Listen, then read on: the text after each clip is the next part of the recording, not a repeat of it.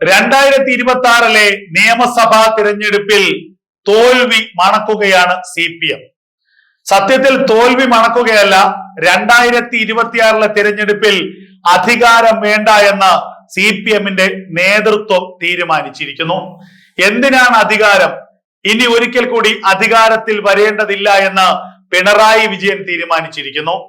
ഈ പാർട്ടിയുടെ തദ്ദേശ തെരഞ്ഞെടുപ്പിലെ പോക്ക് കണ്ടാൽ അതാണ് നമുക്ക് മനസ്സിലാക്കാൻ കഴിയുന്നത്.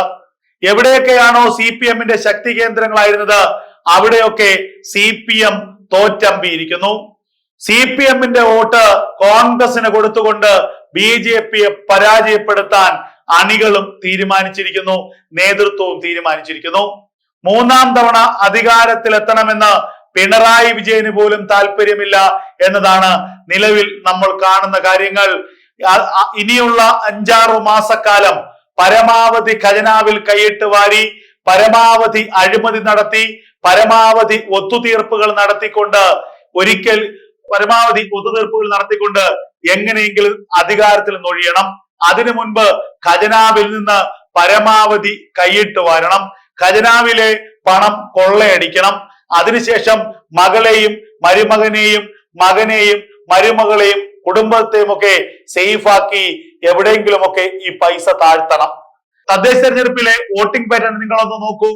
കൊല്ലത്ത് ഏറ്റവും അധികം തോറ്റമ്പിയത് CPM ആണ്. CPM-ന്റെ വോട്ട് പോയത് എങ്ങോട്ടേക്കാണ്?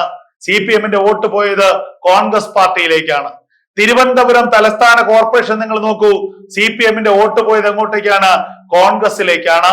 BJP വിജയിച്ച 41 കോർപ്പറേഷനുകളിൽ 2ാം സ്ഥാനത്ത് വന്നത് കോൺഗ്രസ് ആണ്. അപ്പോൾ ആ വാർഡുകളിലെ CPM-ന്റെ വോട്ട് എവിടെ പോയി? ആ വാർഡുകളിലെ CPM-ന്റെ വോട്ട് കോൺഗ്രസിലേക്ക് പോയി. ഇത് കേരളത്തിലെ അങ്ങോളം ഇങ്ങോളമുള്ള ട്രെൻഡാണ്. വടക്കൻ ജില്ലകൾ നിങ്ങൾ നോക്കൂ, വടക്കൻ ജില്ലകളിലൊക്കെ കോൺഗ്രസ് വിജയിച്ച ഇടങ്ങളിലൊക്കെ BJP-ക്ക് കഴിഞ്ഞ തവണ കിട്ടിയ ആ വോട്ട് BJP നിലനിർത്തി. എന്നാൽ കോൺഗ്രസ് അവരുടെ വോട്ടിംഗ് ശതമാനം വർദ്ധിപ്പിച്ചു. ആ വോട്ട് ആരുടെ വോട്ടാണ്? ആ വോട്ട് CPM-ന്റെ വോട്ടാണ്. അങ്ങനെ കേരളത്തിൽ BJP-യെ പരാജയപ്പെടുത്താൻ കോൺഗ്രസുമായി ചേരുകയാണ് CPM. അധികാരം വേണ്ട എന്ന് പിണറായി തന്നെ തീരുമാനിച്ചിരിക്കുന്നു. ഇനി ഒരിക്കൽ കൂടി ഞങ്ങൾക്ക് അധികാരം വേണ്ട, എങ്ങനെയെങ്കിലും കോൺഗ്രസിനെ ഒന്ന് അധികാരത്തിലെത്തിക്കണം.